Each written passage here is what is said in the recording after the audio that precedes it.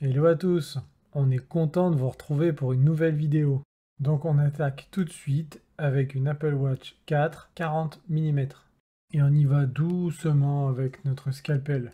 Déjà parce qu'un scalpel c'est dangereux, mais qu'en plus de ça, il y a une nappe juste en dessous l'écran qu'on ne voudrait pas endommager. En fait, il faut essayer de libérer l'écran de quelques morceaux qui sont restés accrochés. Et voilà, maintenant on a un accès beaucoup plus facile pour enlever la batterie. Alors ce n'est pas une étape obligatoire, certains font le remplacement de l'écran sans forcément détacher la batterie et la débrancher. Mais nous, dans notre cas, on a toujours fait ça, donc on continue. Il ne reste plus qu'à dévisser le petit bouclier qui retient la nappe de la batterie. Finalement, c'est presque un travail d'horloger. Et on ne dit pas ça parce que c'est une Apple Watch. Bref, après vous pouvez déconnecter gentiment la batterie. Et puisque la batterie est déconnectée, eh bien il vous restera à enlever les nappes de l'écran. Et même si vous ne voyez pas tout de suite la déconnexion des nappes de l'écran, on vous conseille de regarder la séquence qui vient après, puisqu'elle a été filmée au microscope. Il nous paraît vraiment plus logique de travailler avec le microscope, parce qu'il faut avouer qu'il y a bien un moment où on n'arrive plus trop à savoir ce qu'on fait. Donc si vous êtes technicien et que vous n'avez toujours pas investi dans un microscope, eh bien on se demande qu'est-ce que vous attendez. L'objectif ici, c'est de retirer les morceaux d'écran qui sont restés collés au châssis. Il faut faire vraiment attention parce que on sent que la nappe Force Touch, eh bien, elle veut se décoller aussi. Une fois que vous avez enlevé tous les morceaux de verre, il vous reste encore un peu d'adhésif de l'ancien écran. Donc on l'enlève aussi pour faire propre. Par contre, on va mettre un peu en avance rapide parce que c'est un peu long.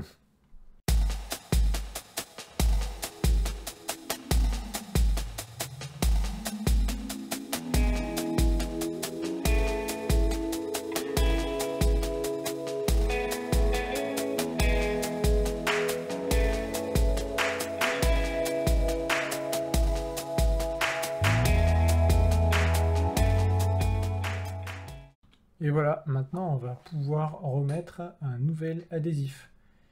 Bon, il y en a qui se servent de la B7000 également pour coller l'écran et c'est tout à fait possible. Par contre, l'adhésif original maintient une certaine étanchéité pour la montre.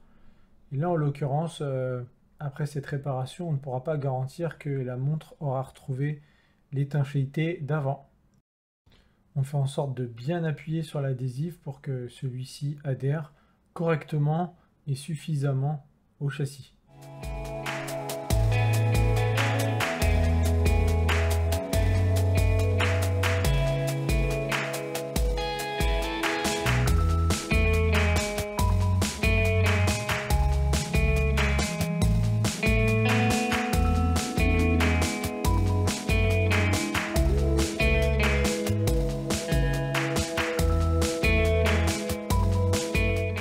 Franchement, il n'y a pas meilleure vue pour reconnecter les nappes sur le nouvel écran. Là, on est vraiment quand même sur du très petit. Et même avec une loupe, il serait difficile quand même de voir aussi bien.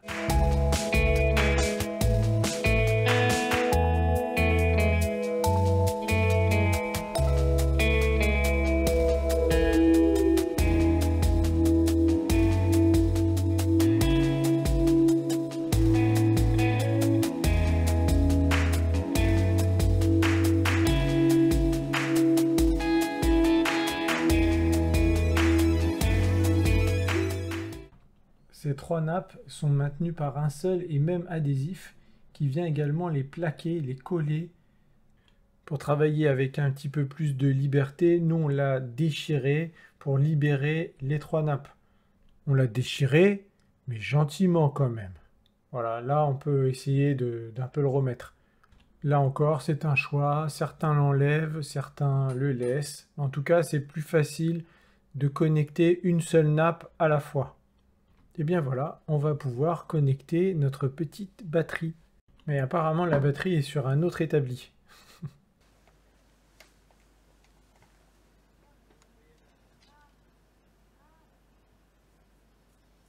C'est tellement plus simple de connecter une mini nappe avec un microscope. Comment on faisait avant? Et n'oublie pas également le cache à revisser, bien sûr.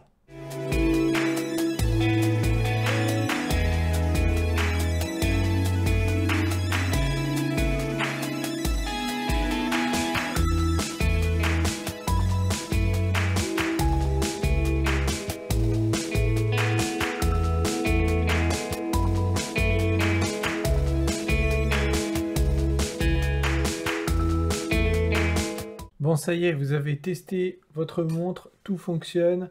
Et bien maintenant, on va pouvoir enlever l'adhésif. On va juste le séparer en deux pour qu'elle ne retire pas les nappes de l'écran en même temps. Et voilà, gentiment.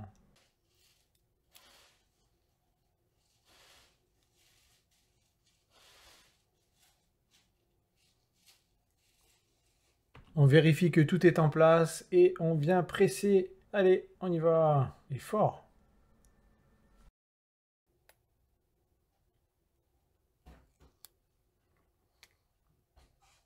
Pendant que notre technicien est en train de poser un film spécial, film Rockspace, pour cette Apple Watch de série 4, on aimerait juste revenir sur les écrans. Oui, la qualité des écrans d'Apple Watch que par exemple vous pouvez acheter sur le site Pièces de Mobile. Eh bien en fait tous ces écrans sont testés et ils sont d'origine Apple. Mais comment se fait-il que certains qui aient acheté des écrans se rendent compte que ces écrans ne fonctionnent pas après sur une Apple Watch? Eh bien c'est tout simplement un problème de mise à jour.